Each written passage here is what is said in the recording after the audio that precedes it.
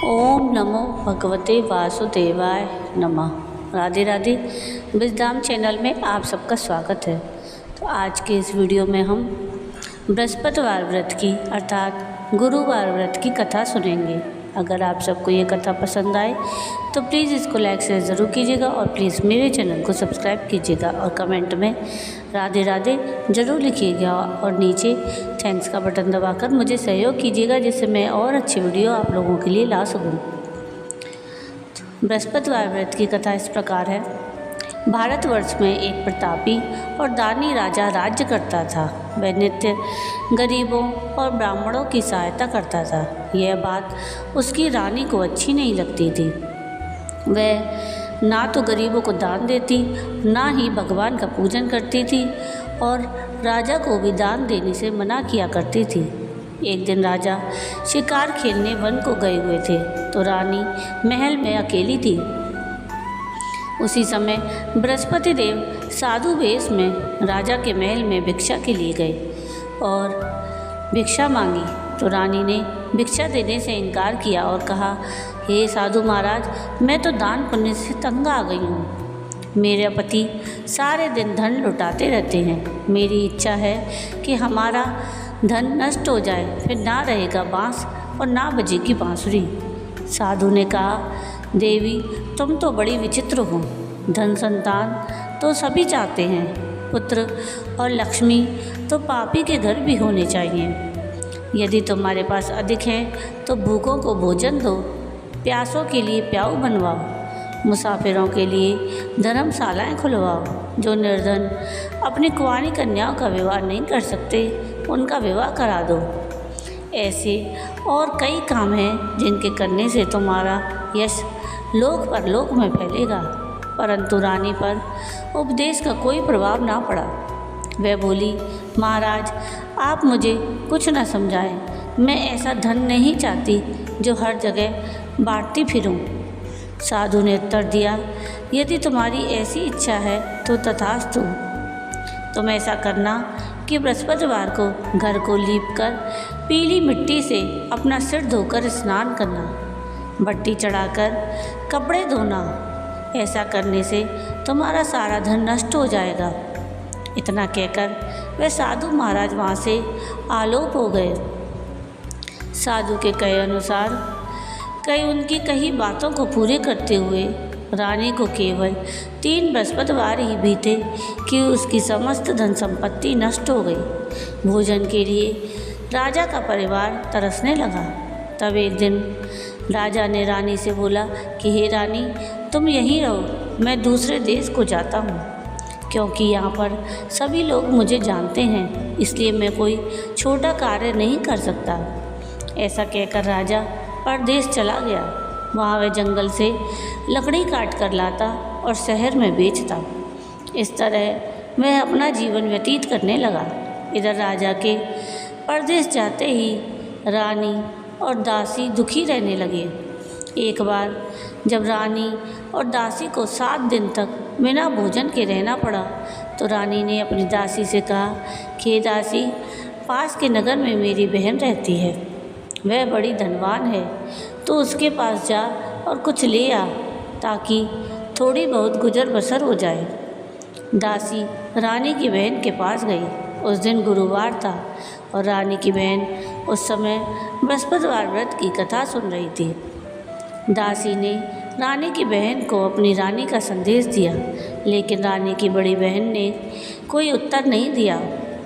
जब दासी को रानी की बहन ने कोई उत्तर नहीं मिला तो वह बहुत दुखी हुई और उसे क्रोध भी आया। दासी ने वापस आकर रानी को सारी बात बता दी। सुनकर रानी ने अपने भाग्य को कोसा। उधर रानी की बहन ने सोचा कि मेरी बहन की दासी आई थी, परंतु मैं उससे नहीं बोली, इससे वह बहुत दुखी हुई होगी। कथा सुनकर अब पूजन समाप्त करके वह अपनी बहन के घर आई और कहने लगी कि हे बहन, मैं तो बृहस्पतिवार का व्रत कर रही थी। तुम्हारी दासी मेरे घर आई थी, परंतु जब तक कथा होती है तब तक ना तो उठते हैं ना ही बोलते हैं, इसलिए मैं नहीं बोली। कहो दासी क्यों गई थी?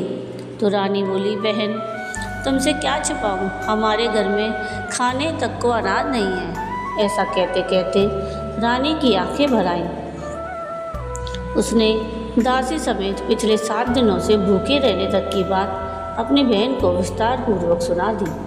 रानी की बहन बोली, देखो बहन, भगवान बृहस्पति देव सबकी मनोकामनाओं को पूर्ण करते हैं। देखो, शायद तुम्हारे घर में अनाज रखा हो। पहले तो रानी को विश्वास नहीं हुआ, पर बहन के आग्रह करने पर उसने अपनी दासी को अंदर भेजा तो उसे सचमुच अनाज से भरा एक घड़ा मिल गया। यह देखकर दासी को बड़ी हैरानी हुई। दासी रानी से कहने लगी कि हे रानी, जब हमको भोजन नहीं मिलता तो हम व्रत ही तो करते हैं, इसलिए क्यों ना इनसे व्रत और कथा की विधि पूछ ली जाए ताकि हम भी व्रत कर सकें। तब रानी ने अपनी बहन से बृहस्पतिवार के व्रत के बारे में पूछा। उसकी बहन ने बताया, बृहस्पतिवार के व्रत में चने की दाल और मुनक्का से विष्णु भगवान का केले की जड़ में पूजन करें और दीपक जलाएं। इसके पश्चात व्रत कथा सुनें और पीला भोजन करें। इससे बृहस्पति देव प्रसन्न होते हैं। व्रत और पूजन विधि बताकर रानी की बहन अपने घर को लौट गई। 7 दिन के बाद जब गुरुवार आया तो दासी और रानी दोनों ने व्रत रखा। गुड़साल में जाकर चना और गुड़ लेकर आई, फिर उससे केले की जड़ और विष्णु भगवान का पूजन किया। अब पीला भोजन कहाँ से आए, इस बात को लेकर दोनों बहुत दुखी थी। चूँकि उन्होंने व्रत रखा था, इसलिए बृहस्पति देव उनसे प्रसन्न थे। इसलिए वे एक साधारण व्यक्ति का रूप धारण कर 2 थालों में सुंदर पीला भोजन दासी को दे गए। भोजन पाकर दासी बहुत प्रसन्न हुई और फिर रानी के साथ मिलकर भोजन ग्रहण किया। उसके बाद वे सभी गुरुवार को व्रत और पूजन करने लगी। बृहस्पतिवार भगवान की कृपा से उनके पास फिर से धन संपत्ति आ गई, परंतु रानी फिर से पहले की तरह आलस करने लगी। तब दासी बोली, देखो रानी, तुम पहले भी इस प्रकार आलस करती थी। तुम्हें धन रखने में कष्ट होता था, इस कारण सारा धन नष्ट हो गया, और अब जब भगवान बृहस्पति की कृपा से धन मिला है तो तुम्हें फिर से आलस होता है। रानी को समझाते हुए दासी कहती है कि बड़ी मुसीबतों के बाद हमने यह धन पाया है, इसलिए हमें दान पुण्य करना चाहिए, भूखे मनुष्यों को भोजन कराना चाहिए और धन को शुभ कार्यों में खर्च करना चाहिए, जिससे तुम्हारे कुल का यश बढ़ेगा, स्वर्ग की प्राप्ति होगी और पितृ प्रसन्न होंगे। दासी की बात मानकर रानी अपना धन शुभ कार्यों में खर्च करने लगी, जिससे पूरे नगर में उसका यश फैलने लगा। एक दिन राजा दुखी होकर जंगल में एक पेड़ के नीचे आसन जमा कर बैठ गया। वह अपनी दशा को याद करके व्याकुल होने लगा। बृहस्पतिवार का दिन था। एकाएक उसने देखा कि निर्जन वन में एक साधु प्रकट हुए। वह साधु वेश में स्वयं बृहस्पति देवता थे। वह लकड़ारे के सामने आकर बोले कि हे लकड़ारे, इस सुनसान जंगल में तू चिंता मग्न क्यों बैठा है? तो लकड़ारे ने दोनों हाथ जोड़कर प्रणाम किया और उत्तर दिया, महात्मा जी, आप सब कुछ जानते हैं, मैं क्या कहूँ। यह कहकर वह रोने लगा और साधु को अपनी आत्मकथा सुनाई। महात्मा जी ने कहा कि तुम्हारी स्त्री ने बृहस्पति के दिन बृहस्पति भगवान का निरादर किया, जिसके कारण रुष्ट होकर उन्होंने तुम्हारी यह दशा कर दी। अब तुम चिंता को दूर करके मेरे कहने पर चलो तो तुम्हारे सारे कष्ट दूर हो जाएंगे और भगवान पहले से भी अधिक संपत्ति देंगे। तुम बृहस्पतिवार के दिन कथा किया करो, 2 पैसे के चने और मुनक्का लाकर उसका प्रसाद बनाओ और शुद्ध जल से लोटे में शक्कर मिलाकर अमृत तैयार करो। कथा के पश्चात अपने सारे परिवार और सुनने वाले प्रेमियों में अमृत और प्रसाद बांटकर आप भी प्रसाद ग्रहण करो। ऐसा करने से भगवान तुम्हारी सारी मनोकामनाएं पूरी करेंगे। साधु के ऐसे वचन सुनकर लकड़हारा बोला, हे प्रभु, मुझे लकड़ी बेचकर इतना पैसा नहीं मिलता जिससे भोजन के उपरांत कुछ बचा सकूं। मैंने रात्रि में अपनी स्त्री को व्याकुल देखा है। मेरे पास कुछ भी नहीं, जिससे मैं उसकी खबर मंगा सकूं। साधु ने कहा, हे लकड़हारे, तुम किसी बात की चिंता मत करो। बृहस्पति के दिन तुम रोजाना की तरह लकड़ियाँ लेकर शहर को जाओ। तुमको रोज से दुगना धन प्राप्त होगा, जिससे तुम भली भांति भोजन कर लोगे और बृहस्पति देव की पूजा का सामान भी आ जाएगा। इतना कहकर साधु अंतर्ध्यान हो गए। धीरे धीरे समय व्यतीत होने पर फिर वही बृहस्पतिवार का दिन आया। लकड़हारा जंगल से लकड़ी काटकर किसी शहर में बेचने गया। उसे उस दिन और दिन से अधिक पैसा मिला। राजा ने गुड़, चना आदि लाकर गुरुवार का व्रत किया। उस दिन से उसके सभी क्लेश दूर हुए। परंतु जब दोबारा गुरुवार का दिन आया तो वह बृहस्पतिवार का व्रत करना भूल गया। इस कारण बृहस्पति देव भगवान नाराज हो गए। उस दिन उस नगर के राजा ने विशाल यज्ञ का आयोजन किया और शहर में यह घोषणा करा दी कि कोई भी मनुष्य अपने घर में भोजन ना बनाए, ना आग जलाए। समस्त जनता मेरे यहाँ भोजन करने आए। इस आज्ञा को जो नहीं मानेगा उसे फांसी दी जाएगी। इस तरह की संपूर्ण घोषणा पूरे नगर में करवा दी गई। राजा की आज्ञा के अनुसार शहर के सभी लोग भोजन करने गए, लेकिन लकड़हारा कुछ देर से पहुंचा, इसलिए राजा उसको अपने साथ घर ले वाले गए और घर ले जाकर भोजन करा रहे थे तो रानी की दृष्टि उस खूंटी पर पड़ी जिस पर उसका हार लटका हुआ था।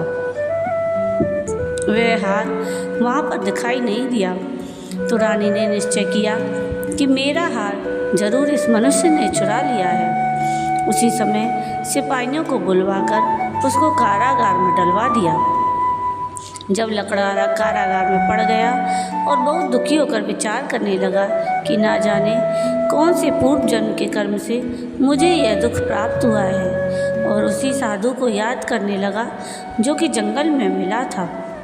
उसी समय तत्काल बृहस्पति देव साधु के रूप में प्रकट हुए और उसकी दशा को देखकर कहने लगे, अरे मूर्ख, तूने बृहस्पति देव की कथा नहीं की, इस कारण तुझे दुख प्राप्त हुआ है। अब चिंता मत कर। बृहस्पतिवार के दिन कारागार के दरवाजे पर 4 पैसे पड़े मिलेंगे, उनसे तू बृहस्पति देव की पूजा करना, तेरे सभी कष्ट दूर हो जाएंगे। बृहस्पतिवार के दिन उसे 4 पैसे मिले। लकड़हारे ने कथा कही। उसी रात्रि को बृहस्पति देव ने उस नगर के राजा को स्वप्न में कहा कि हे राजा, तूने जिस आदमी को कारागार में बंद कर दिया है वह निर्दोष है, वह राजा है और उसे छोड़ देना। रानी का हार उसी खूंटी पर लटका है। अगर तू ऐसा नहीं करेगा तो मैं तेरे राज्य को नष्ट कर दूंगा। इस तरह रात्रि के स्वप्न को देखकर राजा प्रातःकाल उठा और खूंटी पर हार देखकर लकड़हारे को बुलाकर क्षमा मांगी और लकड़हारे को योग्य सुंदर वस्त्र आभूषण देकर विदा कर दिया। बृहस्पति देव की आज्ञा अनुसार लकड़हारा अपने नगर को चल दिया। राजा जब अपने नगर के निकट पहुंचा तो उसे बड़ा आश्चर्य हुआ। नगर में पहले से अधिक बाग, तालाब, कुएं और बहुत सी धर्मशालाएं, मंदिर आदि बन गए हैं। राजा ने पूछा कि यह किसका बाग व धर्मशाला है। तब नगर के सब लोग कहने लगे, यह सब रानी और बांदी के हैं। तो राजा को आश्चर्य हुआ और गुस्सा भी आया।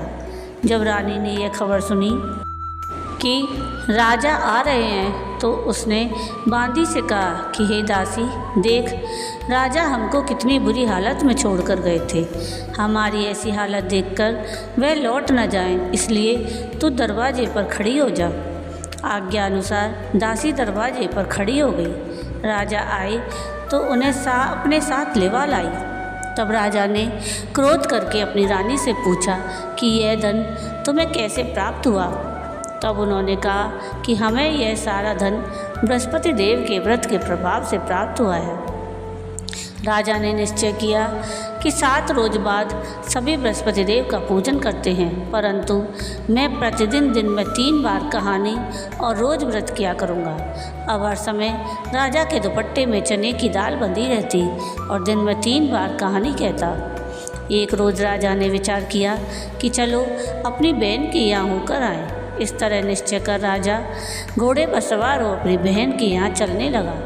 मार्ग में उसने देखा कि कुछ आदमी एक मुर्दे को लिए जा रहे हैं। उन्हें रोककर राजा कहने लगा, अरे भाइयों, मेरी बृहस्पतिवार की कथा सुन लो। तो वे बोले, लो, हमारा तो आदमी मर गया है, इसको अपनी कथा की पड़ी है। परंतु कुछ आदमी बोले, अच्छा कहो, हम तुम्हारी कथा भी सुनेंगे। राजा ने दाल निकाली और जब कथा आधी हुई कि मुर्दा हिलने लगा, और जब कथा समाप्त हुई तो राम राम करके मनुष्य उठकर खड़ा हो गया। आगे मार्ग में उसे एक किसान खेत में हल चलाता मिला। राजा ने उसे देखा और उससे बोला, अरे भाई, तुम मेरी बृहस्पतिवार की कथा सुन लो। किसान बोला, जब तक मैं तेरी कथा सुनूंगा तब तक 4 हरैया जोत लूँगा। जा, अपनी कथा किसी और को सुनाना। इस तरह राजा आगे चलने लगा। राजा के हटते ही बैल पछाड़ खाकर गिर गए और किसान के पेट में बड़ी जोर का दर्द होने लगा। उस समय उसकी माँ रोटी लेकर आई। उसने जब यह देखा तो अपने पुत्र से सब हाल पूछा और बेटे ने सारी बात बता दी। तो बुढ़िया दौड़ी दौड़ी उस घुड़सवार राजा के पास गई और उससे बोली कि मैं तेरी कथा सुनूंगी, तू अपनी कथा मेरे खेत पर चलकर ही कहना। राजा ने बुढ़िया के खेत पर जाकर कथा कही, जिसके सुनते ही वह बैल उठ खड़े हुए और किसान के पेट का दर्द भी बंद हो गया। अब राजा अपनी बहन के घर पहुंचा। बहन ने भाई की खूब मेहमानी की। दूसरे रोज़ प्रातःकाल राजा जगा तो देखने लगा कि सब लोग भोजन कर रहे हैं। राजा ने अपनी बहन से कहा कि ऐसा कोई मनुष्य है जिसने भोजन नहीं किया हो, जो मेरी बृहस्पतिवार की कथा सुन ले। तो बहन बोली, हे भाई, यह देश ऐसा ही है, यहाँ लोग पहले भोजन करते हैं, बाद में अन्य काम करते हैं। अगर कोई पड़ोस में हो तो देख आती हूँ। वह ऐसा कहकर देखने चली गई, परंतु उसे कोई व्यक्ति नहीं मिला जिसने भोजन ना किया हो। अतः वह एक कुमार के घर गई जिसका लड़का बीमार था। उसे मालूम हुआ कि उसके यहाँ 3 दिन से किसी ने भोजन नहीं किया। रानी ने अपने भाई की कथा सुनने के लिए कुमार से कहा तो वह तैयार हो गया। राजा ने बृहस्पतिवार की कथा कही, जिसको सुनकर उस कुमार का लड़का ठीक हो गया। अब तो राजा की बड़ी प्रशंसा होने लगी। एक रोज़ राजा ने अपनी बहन से कहा कि बहन, अब हम अपने घर जाएंगे, तुम भी तैयार हो जाओ। राजा की बहन ने अपनी सास से कहा तो सास ने कहा, चली जा, परंतु अपने लड़कों को मत ले जाना, क्योंकि तेरे भाई की कोई औलाद नहीं है। बहन ने अपने भाई से कहा कि भैया, मैं तो चलूँगी, पर कोई बालक नहीं जाएगा। राजा बोला कि जब कोई बालक नहीं चलेगा तब तुम ही क्या करोगी। बड़े दुखी मन से राजा अपने नगर को लौट आया। राजा ने अपनी रानी से कहा कि हम निर्वंशी हैं, हमारा मुंह देखने का धर्म नहीं है और कुछ भोजन आदि नहीं किया। रानी बोली, हे प्रभु, बृहस्पति देव ने हमें सब कुछ दिया, वह हमें औलाद अवश्य देंगे। उसी रात को बृहस्पति देव ने राजा से स्वप्न में कहा, हे राजा, उठ, सभी सोच त्याग दे, तेरी रानी गर्भ से है। राजा यह बात सुनकर बड़ा खुश हुआ। 9वें महीने में रानी के गर्भ से एक सुंदर पुत्र पैदा हुआ। तब राजा बोला कि रानी, स्त्री बिना भोजन के रह सकती है, पर बिना कहे नहीं रह सकती। जब मेरी बहन आए तो मुझसे कुछ मत कहना। रानी ने सुनकर हाँ कर दी। जब राजा की बहन ने यह सब समाचार सुना तो वह बड़ी खुश हुई और बधाई लेकर अपने भाई के घर आई। तब रानी ने कहा, घोड़ा चढ़कर तो नहीं आई, गधा चढ़ी आई। राजा की बहन बोली, भाभी, मैं इस प्रकार ना कहती तो तुम्हें औलाद कैसे मिलती। बृहस्पति देव ऐसे ही हैं, जैसी जिसके मन में कामना है सबको पूर्ण करते हैं। जो सद्भावनापूर्वक बृहस्पतिवार का व्रत करता है, वह कथा पढ़ता है अथवा सुनता है, दूसरों को सुनाता है, बृहस्पति देव उसकी सभी मनोकामनाएं पूर्ण करते हैं। जय बृहस्पति देव की। तो ये थी कथा बृहस्पतिवार व्रत की। आपको ये कथा कैसी लगी मुझे कमेंट करके ज़रूर बताइएगा, और अगर आपको ये कथा पसंद आई हो तो प्लीज़ इसको लाइक शेयर ज़रूर कीजिएगा और प्लीज़ मेरे चैनल को सब्सक्राइब कीजिएगा और कमेंट में राधे राधे ज़रूर लिखिएगा और नीचे थैंक्स का बटन दबाकर मुझे सहयोग कीजिएगा। और कथा सुनाने में कुछ गलती हुई हो तो उसके लिए क्षमा कीजिएगा। वीडियो पूरा देखने के लिए थैंक यू। राधे राधे।